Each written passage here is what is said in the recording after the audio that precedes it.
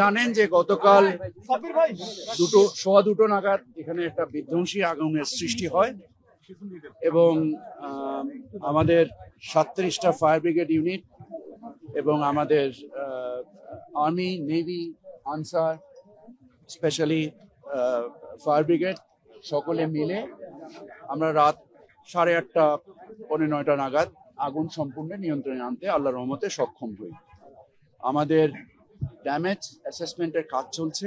আমরা আমদানিকৃত, আপনারা সকলে জানেন যে শুধুমাত্র আমাদের যে আমদানিকৃত পণ্য যে জায়গায় একত্রিত হয় আগুনে সেটা পরিপূর্ণভাবে ধ্বংস হয়েছে।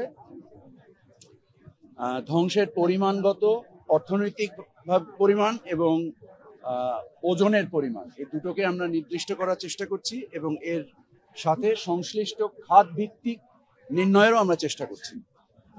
আমাদের 3:30টার সময় একটা ইন্টারমিনিস্ট্রিয়াল মিটিং ডাকা হয়েছে আমাদের করণীয় নির্দিষ্ট করার জন্য। আপনাদের এখান থেকে আলোচনা শেষ করে আমরা ওই মিটিংয়ে যাব। আপনারা জানেন যে আমাদের প্রতিশ্রুতি ছিল রাত 9টা নাগাদ এয়ারপোর্টকে চালু করা। আল্লাহর রহমতে আমরা এয়ারপোর্টকে চালু করেছি। যে ধরনের ডিসরাপশন তৈরি হয়েছে, আমাদের প্রায় 21টার মতো ফ্লাইট ডাইভার্ট এবং ক্যান্সেল হয়েছে।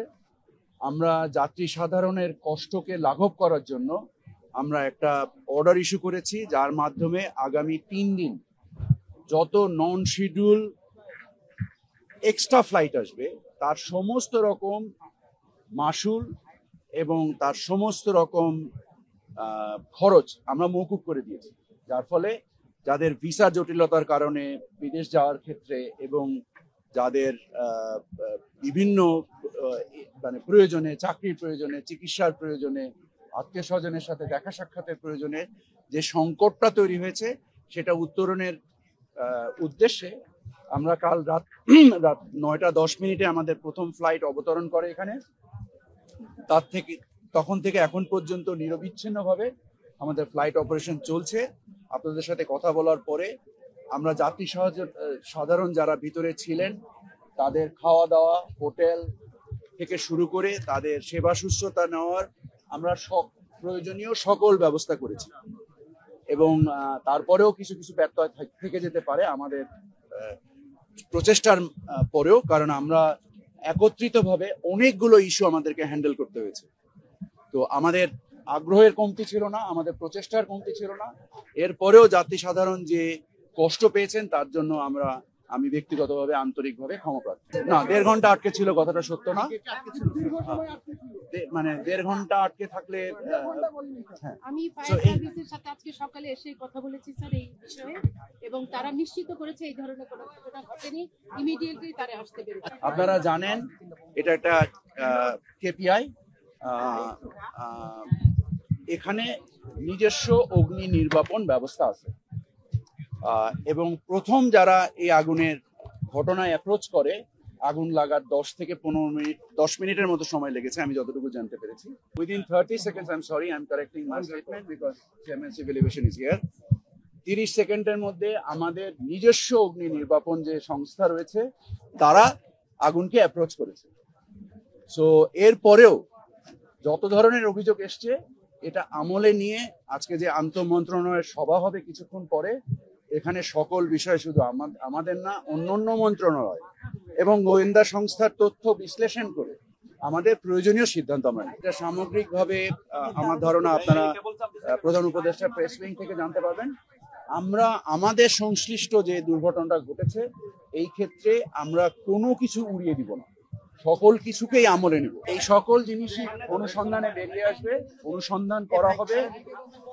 আমি যখন ব্যক্তিগতভাবে এখানে হাজির হয়েছি তখন মালামাল সরানোর মতো অবস্থায় ছিল না, বা তার পূর্বে হয়তোবা ছিল, সেটা কেন করা হয়নি বা যদি করা হয়ে থাকে তাহলে করা হয়েছে।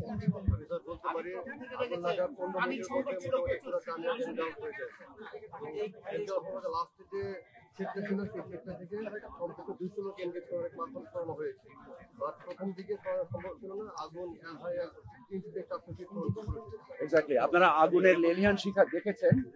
এটার পরে ওখানে যে ধূম্রজাল সৃষ্টি হয়েছিল বিশেষত এই ধূম্রজাল হওয়ার ফলে ওর ভিতরে অ্যাপ্রোচ করার মতো কোনো অবস্থা ছিল না। যতক্ষণ অবস্থা ছিল ততক্ষণ মালপত্র সরানো হয়েছে। এগুলো সকল কিছুকেই আমলে নিয়েই অনুসন্ধান চালানো হবে। 30 সেকেন্ড আগুন লাগার খবর ওঠার পরে 30 সেকেন্ডের ভিতরেই এখানকার যে নিজস্ব ব্যবস্থা আছে সেই ব্যবস্থা তারা ডেপ্লয়েড হয়েছে। আপনারা জেনেছেন যে 37টা ইউনিট কাজ করেছে। সো এই আগুনের যে মানে পরিমাণগত যে ভয়াবহতা, এটাকে ওই একটা ইউনিট দিয়ে এটাকে হ্যান্ডেল করা যায়নি। এই জন্য পর এক এক করে 37টা ইউনিট জোগাড় করতে হয়েছে। এমনকি শেষ পর্যন্ত ওয়াসার পানিও আনা হয়েছে। আমরা ওনাদের সাথে আলোচনা করব, আমরা ওনাদের কাছ থেকে শুনবো যত ধরনের অভিযোগ আছে প্রত্যেকটা অভিযোগ আমলে নেওয়া হবে। আমরা এখনই একটা ক্যাটালগিং কমিটি করে দেওয়া হয়েছে যারা এই আগুনের পূর্ববর্তী এবং বর্তমান অবস্থায় পুরো ঘটনার ক্যাটালগিং করবে। আপনার এই ক্যাটালগ দিয়ে আমরা তারপরে অংশীজনের সাথে আলোচনা করে গোয়েন্দা সংস্থা থেকে শুরু করে তদন্ত সংস্থার সকলকে একত্রে নিয়ে আমরা এখান থেকে এর রহস্য উদ্ঘাটন করার চেষ্টা করব। আপনারা জানেন এলসি ছাড়া পণ্য এখানে নর্মালি আসে না, 1 নাম্বার।